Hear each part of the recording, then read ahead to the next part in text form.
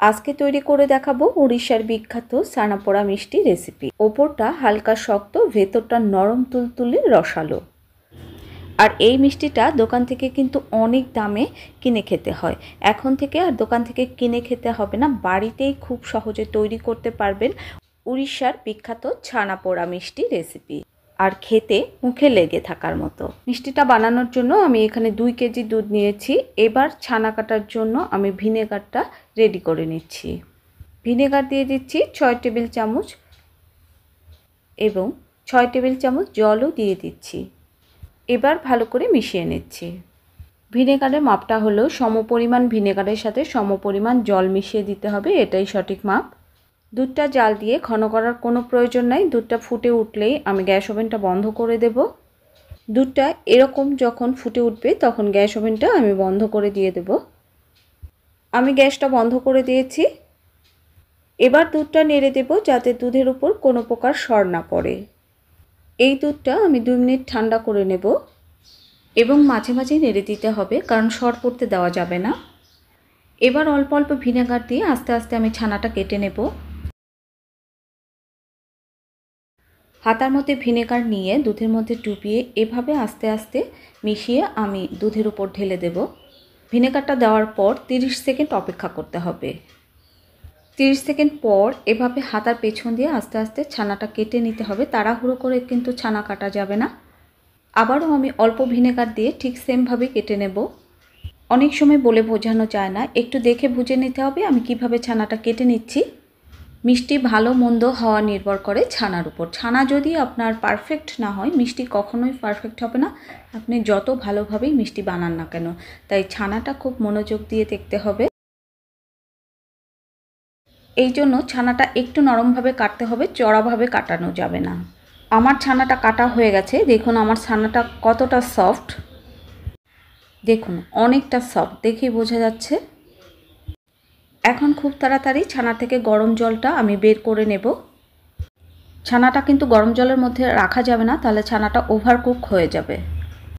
আর ছানাটা যদি ওভারকুক হয় তাহলে মিষ্টিটা কিন্তু শক্ত হয়ে যাবে। এই জন্য ছানাটা ঠান্ডা জল দিয়ে ভালো করে ধুয়ে নিতে হবে। একটু তাড়াতাড়ি ধুয়ে নিতে হবে। ছানাটা এভাবে ধুয়ে নিতে হবে। আর ছানাটা ধোয়া হয়ে গেছে। ছানাটা ধোয়া হয়ে গেলে এবার আমি ছানা থেকে জল ঝরিয়ে নেব। ততক্ষণ পর্যন্ত ছানাটা আমি ঝুলিয়ে রাখবো যতক্ষণ পর্যন্ত জল পড়া বন্ধ না হয়। এই ছানাটা 4 থেকে 5 ঘন্টা না রাখলেও চলবে, কিন্তু আমি 4 থেকে 5 ঘন্টা পরেই করেছি। এই ছানা পোড়া বানাতে আমার লাগবে কলা পাতা। আমার কাছে শালপাতা নেই, তার জন্য আমি শালপাতায় বানাচ্ছি না। আপনাদের কাছে যদি শালপাতা না থাকে তাহলে কলা পাতাতে বানাতে পারেন। আর কলা পাতাগুলো আমি ছোট ছোট করে কেটে ভালো করে ধুয়ে নিয়েছি। এবার কলা পাতাগুলো আমি সেঁকে নেব আগুনের উপর। এভাবে কলা পাতাগুলো সেঁকে নিলে কলা পাতাগুলো অনেক সফট হয়ে যাবে, তাহলে আপনি যেভাবে খুশি সাজিয়ে নিতে পারবেন। এভাবে আপনারা তাওয়াতেও কিন্তু কলা পাতা সেঁকে নিতে পারেন। আপনাদের যেভাবে সুবিধা হবে আপনারা সেইভাবেই করে নেবেন। এবার একটা থালাতে আমি ছানা নিয়ে নিচ্ছি। আর ছানা থেকে দেখুন খুব সুন্দরভাবে আমি জলটা ঝরিয়ে নিচ্ছি। আর আমার ছানাটা দেখুন কতটা পারফেক্ট হয়েছে, নরম তুলতুলে একদম ক্রিমের মতো। দেখুন একদম ক্রিমের মতো হয়েছে। এবার ছানার মধ্যে আমি কিছু শুকনো উপকরণ মেশাবো। এবার দিয়ে দিচ্ছি 1/2 কাপ প্লাস 2 টেবিল চামচ চিনি। এই ছানা পোড়া কিন্তু খুব বেশি মিষ্টি হয় না, হালকা মিষ্টি হয়। এবার দিয়ে দিচ্ছি 4 চা চামচ সুজি। এবার দিয়ে দিচ্ছি এলাচ গুঁড়ো। এলাচ গুঁড়োর পরিবর্তে আপনারা এখানে ভ্যানিলা এসেন্সও ব্যবহার করতে পারেন। এবার দিয়ে দিচ্ছি বেকিং পাউডার। এই মিষ্টিটা তৈরি করার জন্য অবশ্যই বেকিং পাউডার দিতে হবে, বেকিং সোডা কিন্তু দেওয়া যাবে না। এবার দিয়ে দিচ্ছি বেকিং পাউডার 1/4 টিস্পুনের একটু বেশি। এবার দিয়ে দিচ্ছি 1 টেবিল চামচ ঘি। আপনারা যদি পারফেক্ট মিষ্টি বানাতে চান অবশ্যই মিষ্টির ভিডিওটা সম্পূর্ণ দেখতে হবে। সম্পূর্ণ না দেখলে কখনোই মিষ্টি বানাতে পারবেন না। এবার সব উপকরণ আমি খুব ভালোভাবে মেখে নেব। ছানার যে দানাটা সেটা আমি ভালো করে ভেঙে নেব। মাখতে মাখতে একটা সময় দেখবেন ছানাটা কিন্তু নরম হয়ে গেছে। আমার ছানাটা কিন্তু মাখা হয়ে গেছে। ছানা পোড়া বানানোর জন্য আমার এরকম একটা ডেস্কি লাগবে।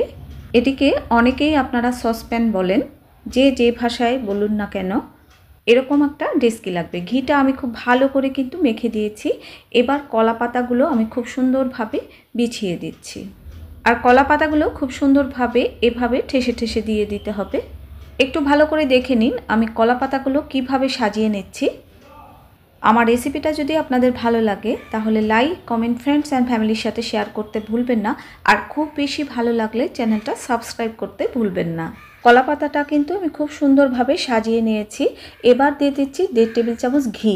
ঘিটা আমি চারপাশে ভালো করে ছড়িয়ে দিচ্ছি, আর ঘিটা কিন্তু অবশ্যই দিতে হবে।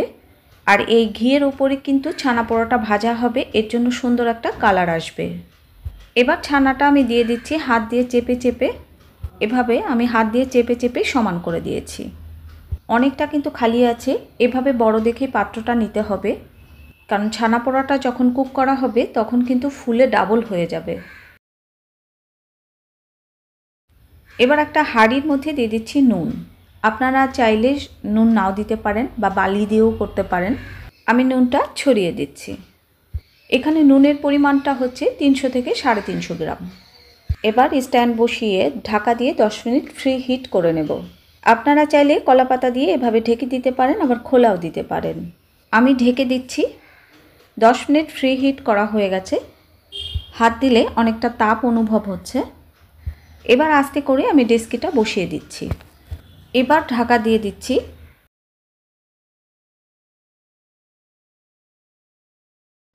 ঢাকা দিয়ে কুক করব 55 মিনিট। আর যে হাঁড়িটা আমি দিয়েছি হাঁড়িটা কিন্তু অনেক মোটা।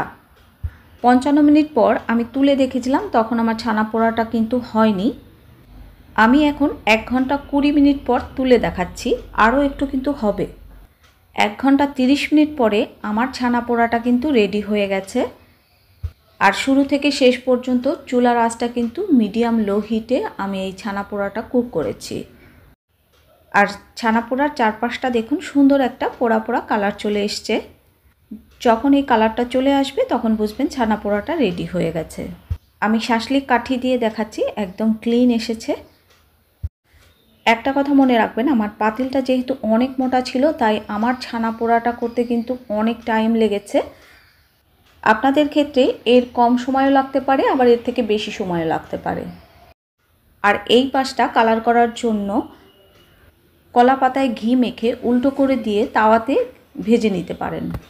10 মিনিট আমি কিন্তু ভাজিনি, ঠান্ডা না হওয়া পর্যন্ত ঢাকা দিয়ে রেখে দিয়েছিলাম। আর এভাবে ঢাকা দিয়ে রাখলেই কিন্তু অনেকটা কালার চলে আসবে। এবার একটা প্লেটের উপর উল্টো করে দিলেই ছানা পোড়াটা খুব সহজে বেরিয়ে আসবে। একটু কিন্তু লেগে ধরবে না, যেহেতু ঘি দেওয়া হয়েছে। আর কলা পাতার জন্যও লেগে ধরবে না। আর ছানা পোড়াটা দেখুন কতটা পারফেক্ট হয়েছে। এবার আপনার ইচ্ছা মতো কেটে কেটে পরিবেশন করুন। সবাই সুস্থ থাকুন, ভালো থাকুন, টাটা।